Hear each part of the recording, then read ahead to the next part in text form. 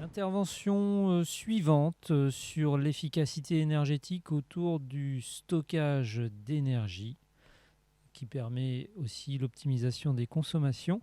Je vais passer la parole à monsieur Nicolas Poinçon de la société Socomec. À vous, monsieur Poinçon.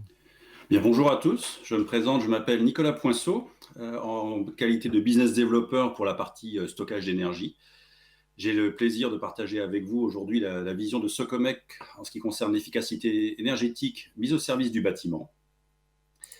Quelques mots justement à propos de Socomec. C'est une société familiale alsacienne, mais à la fois internationale de 3600 collaborateurs qui fêtera ses 100 ans l'année prochaine. C'est un bel exploit et qui aujourd'hui réalise à peu près 572 millions d'euros de chiffre d'affaires.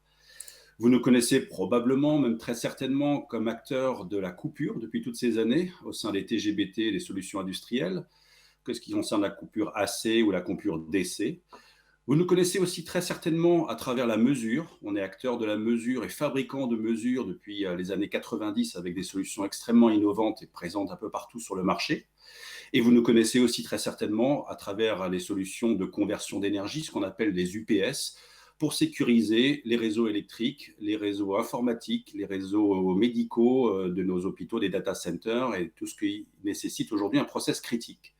Il n'est donc pas étonnant de nous voir aujourd'hui depuis près de 10 ans acteurs des solutions de stockage d'énergie, puisqu'on a besoin de la coupure, de la mesure et de la conversion, et un vrai savoir-faire dans la gestion des batteries pour adresser ces marchés-là.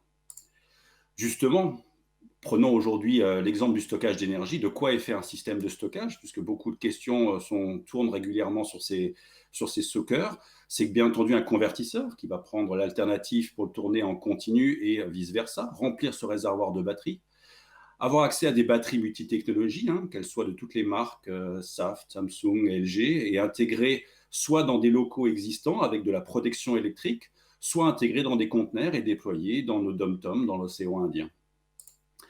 Ce qu'il est intéressant de partager avec vous aujourd'hui, c'est pourquoi avons-nous aujourd'hui des challenges à relever en ce qui concerne la transition énergétique. C'est parce que nous avons bien entendu une intégration de plus en plus importante des ENR au sein des bâtiments, au sein du réseau électrique. Alors, ça nécessite notamment l'aide des systèmes de stockage. On a besoin de travailler sur l'économie d'énergie. Il est moins cher de fabriquer et d'utiliser l'énergie produite par le soleil que celle qui vient du réseau électrique. On doit faire face à des problématiques de renforcement de réseau en bout de ligne ou quand les puissances des industriels viennent à augmenter et elles peuvent être couvertes temporairement par des solutions de stockage, ou traiter la résilience du réseau, à savoir les problématiques de réseau, comme quand on a des coupures sur le réseau et qu'on n'a pas envie d'avoir un groupe électrogène pour nous alimenter temporairement et qu'on ne veut surtout pas travailler sur des solutions qui ne visent pas la réduction des émissions de CO2. Les systèmes de stockage sont présents un peu partout aujourd'hui ou peuvent être présents sur le réseau, bien entendu côté génération, que l'on soit au niveau du réseau électrique français ou étranger, ou sur des réseaux totalement isolés. Les sujets du jour qu'on couvre aujourd'hui et que je vais vous présenter, c'est le bâtiment. Et donc, effectivement, au niveau du bâtiment, on a des réseaux électriques qui sont fournis avec de l'énergie verte, des ENR, parfois encore des groupes électrogènes en secours, et on alimente des nouvelles charges de bâtiments, de charge et aussi de recharge de véhicules électriques. J'ai voulu particulièrement partager avec vous un exemple concret qui est notre bâtiment démonstrateur chez nous, qui est un bâtiment qui date de 2014, bien entendu construit selon les derniers standards RT 2012 et autres, mais qui, quand on l'a démarré, avant qu'on y fasse une optimisation, quand on a commencé à monitorer avec nos solutions de monitoring la consommation, il n'était pas optimisé. Il consommait trop, il consommait mal.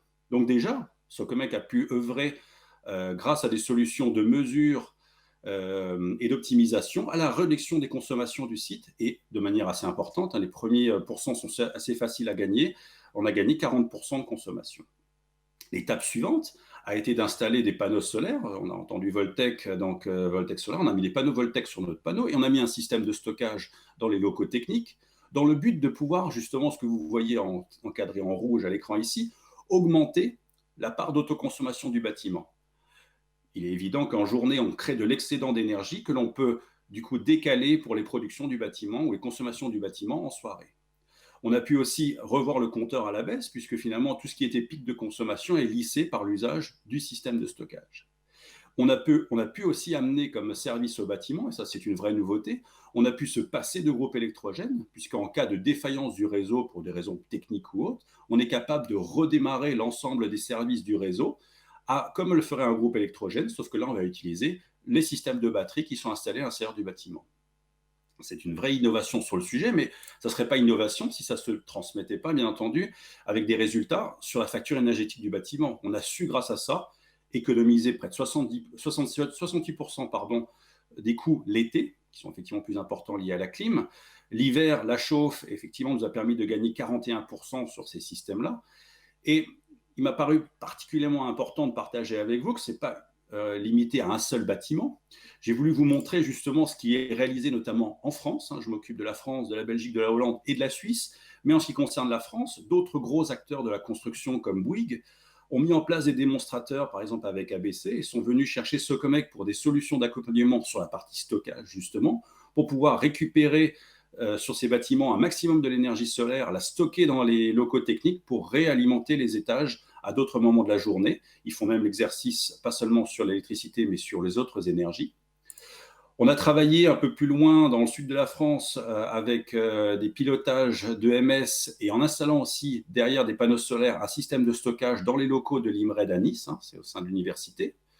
Et le bâtiment que vous voyez qui est juste derrière, qui est le Jouxte, qui est un bâtiment d'un autre gros acteur du domaine qui est Nexity, a fait le clone, c'est-à-dire partie solaire sur le toit, partie stockage dans la cave. Ces deux bâtiments, du coup, de manière assez intelligente, peuvent s'aider sur les échanges énergétiques quand il y en a un qui consomme plus que l'autre à différents moments de la journée, puisqu'ils n'ont pas du tout le même taux d'occupation. Donc il y a un travail qui a vraiment été mis en place et qui est très intéressant derrière.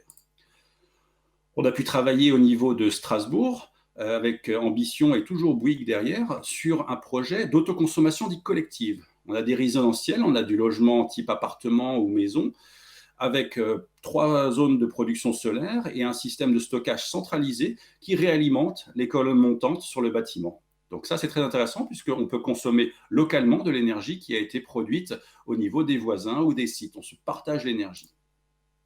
D'autres acteurs comme le groupe LVMH avec sa maroquinerie Hermès à Bordeaux, un bâtiment qui est tourné résolument vers la faible consommation et les économies d'énergie et qui a mis en place du solaire avec stockage, avec la fonctionnalité que je vous ai présentée, dite de Black Start, pour pouvoir se passer 100% des groupes électrogènes et pouvoir redémarrer l'ensemble de l'usine en cas de défaillance du réseau grâce au système de stockage.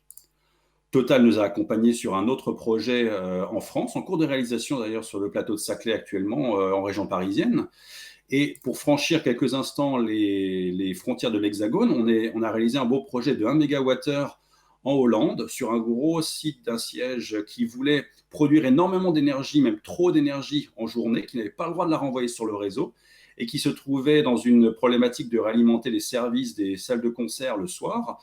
Et ben, cette salle de concert que vous voyez dans le dôme ici à droite est réalimentée pleinement par les systèmes aujourd'hui de stockage. Et donc, du coup, on a un site qui est quasiment autonome sur sa consommation d'énergie. Et je terminerai en allant encore plus loin derrière, puisqu'on est capable de pousser l'exercice.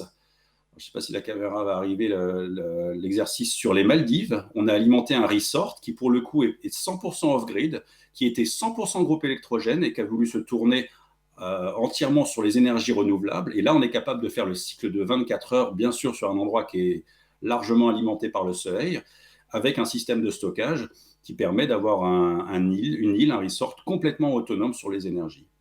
Et on n'en est pas à notre coup d'éclat, puisqu'aujourd'hui, on a réalisé près de 180 systèmes de stockage de par le monde, qui vont de l'Alaska jusqu'à l'Indonésie, en passant par l'Afrique et l'océan Indien, avec tout type de problématiques, qu'elles soient le chaud ou le froid. Donc le système de stockage aujourd'hui et le service au bâtiment, c'est notre quotidien, ça fonctionne et ça fait 10 ans qu'on a le plaisir de partager ces projets avec vous.